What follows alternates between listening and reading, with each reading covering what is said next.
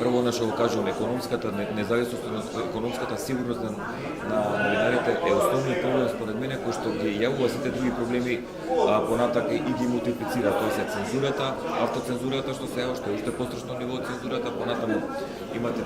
зависноста, влијанието политичко, притисокот од газдите, подобност или неподобност, диференцирањето, конечно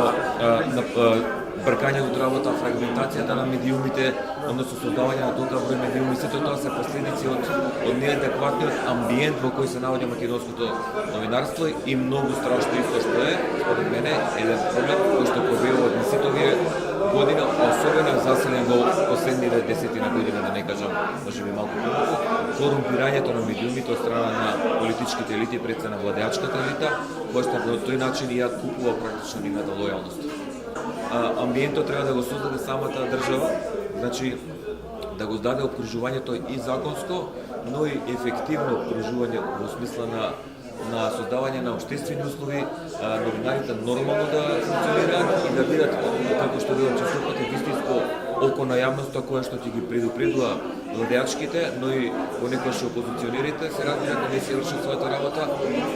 а тоа е дека треба да се коригираат за доброто на граѓаните. Оно што го самата анализа е убаво опишано со термини кои што се и мене познати, како црна мамба или како Стејковец, кога снемувало прилози, текстови, ги имало во еден дневник централен, да речеме, а после тоа ги немало или би имало прошла лектура или прошла уредничка редактура, ги нема утрените во вестникот. Сето тоа се сигнали, сегменти, односно знаци, да бидам најпрецизен,